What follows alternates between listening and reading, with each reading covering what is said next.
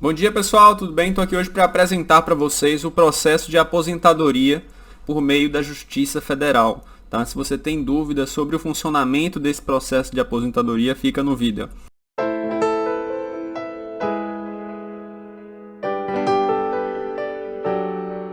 Gente, antes de qualquer coisa, para quem está chegando agora no canal, eu convido que vocês se inscrevam nele, tá? É muito importante que você esteja inscrito no canal, que você curta o vídeo, comente e, se possível, envie esse conteúdo no grupo da família, tá? Por meio dessas atitudes, você vai estar ajudando o canal a ter um alcance maior, né? Alcançar mais pessoas. Isso é muito importante para a nossa motivação aqui no YouTube. Gente, eu já fiz 2 vídeos com a temática parecida com a desse vídeo que eu estou fazendo hoje. Eu fiz um vídeo sobre o processo do auxílio-doença na Justiça Federal, tá? Fiz um vídeo sobre o processo do BPC-Loas na Justiça Federal. E nesses vídeos eu explico esses processos por incapacidade, né, do ponto de vista prático, como eles acontecem, quais são os passos que são seguidos, né, o que é que acontece depois da sentença, enfim, eu expliquei bastante sobre esses processos nesses 2 vídeos, tá? E esses processos que versam sobre incapacidade ou deficiência, eles têm um rito próprio, né, que não se confunde com os processos que versam sobre aposentadoria. Então eu faço esse vídeo de hoje para tratar com vocês especificamente desse processo de aposentadoria, como é que ele funciona, tá? E quais são as etapas que você vai precisar vencer para que sua aposentadoria seja finalmente implantada. E antes de qualquer coisa é importante dizer que processo judicial, né, contra o INSS só acontece depois da negativa administrativa. Portanto, se você ainda não pediu a sua aposentadoria, você não pode ajuizar uma ação contra o INSS, salvo se for uma ação para que o INSS aprecie um requerimento que está parado, né? E a gente já comentou sobre isso aqui no canal, que é possível desde que haja letargia, haja morosidade por parte do INSS na apreciação dos requerimentos. Mas, via de regra, você precisa de apreciação do requerimento de negativa para entrar na justiça contra o INSS. E como é que funciona, doutor, o processo de aposentadoria, né?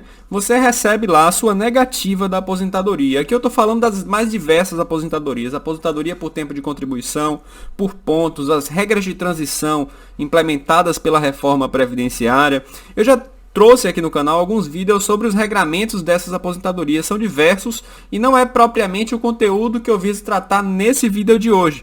Hoje eu estou querendo tratar do procedimento, como é que ele se desenvolve do ponto de vista prático e não tanto sobre os requisitos de cada aposentadoria, tá? Mas então, você preencheu ali o requisito para aquela aposentadoria específica, você deu entrada do INSS e seu requerimento foi negado, né? Nesse momento você vai procurar um advogado previdenciário e o advogado vai reunir uma série de documentos comprobatórios de seu vínculo, de sua pontuação, vai juntar seu extrato previdenciário, o processo administrativo do INSS e o advogado vai redigir uma petição, né? A petição postulando a concessão daquele benefício previdenciário, bem como o pagamento dos retroativos desde a entrada do requerimento, desde a DER, né? Data de entrada do requerimento, é isso que significa essa sigla, tá? Então, assim, o advogado munido de todos esses documentos e por meio da petição inicial, ele vai dar entrada no seu processo.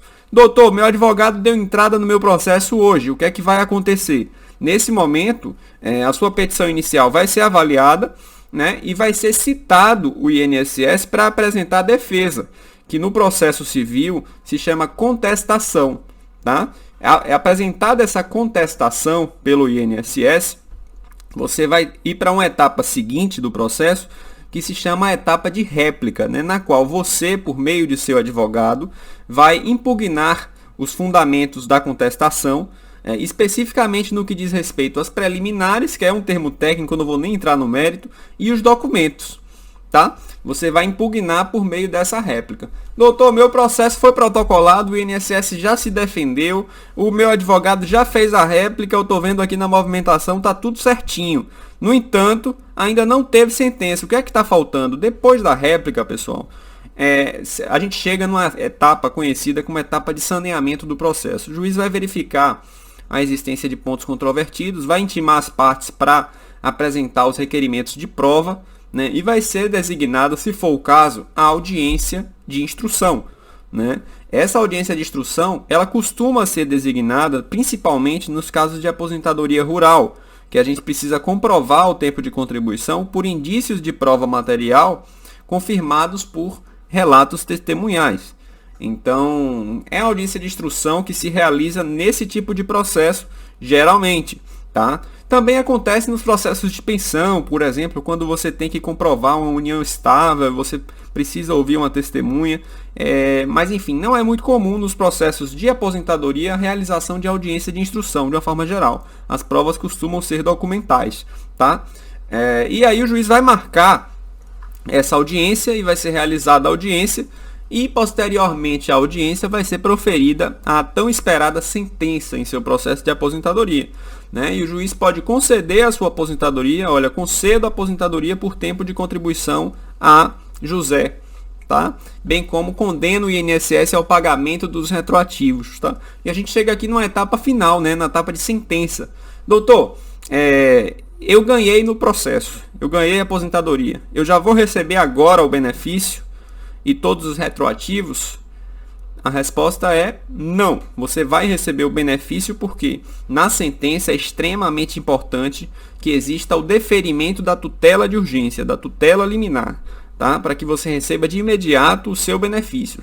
Se você não tem tutela liminar na sentença, a sentença precisa ser embargada, tá? Para que isso seja esclarecido e para que o juiz defira a tutela liminar, tá? Fique atento nesse ponto da sentença.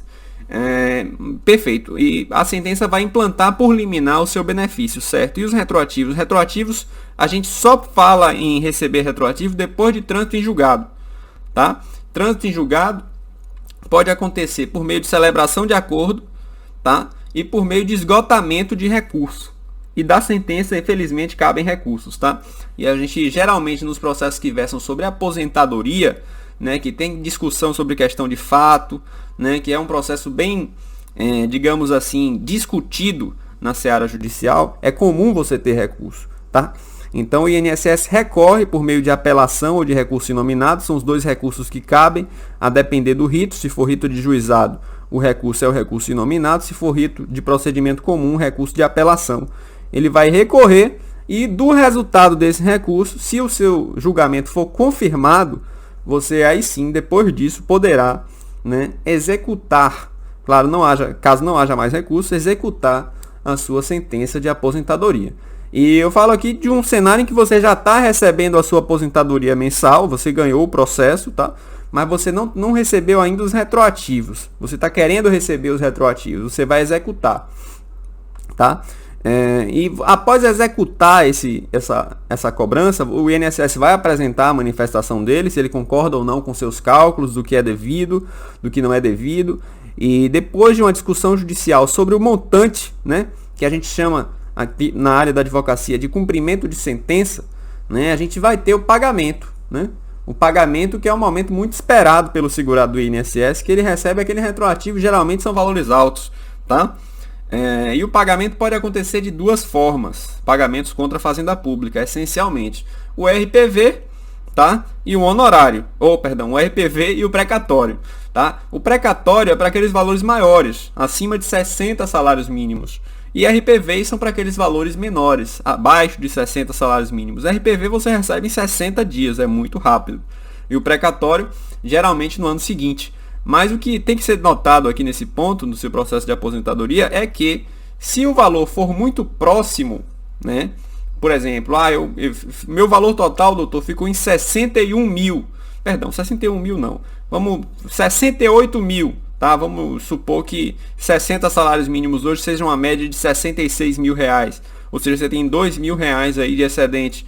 Nessa situação, é razoável que você converse com seu advogado sobre a possibilidade de renunciar, tá, a esse valor excedente, né, de 2 mil reais, porque você vai receber de forma muito mais rápida, né, aquele montante referente ao seu RPV.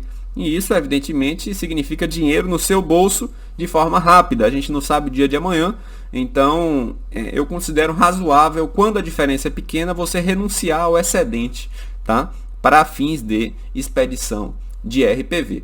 Então é isso, pessoal. É mais ou menos assim que se delineia o processo de aposentadoria na Justiça Federal, tá? Eu não sei se eu tratei disso, mas esses processos tramitam na Justiça Federal de regra, tá?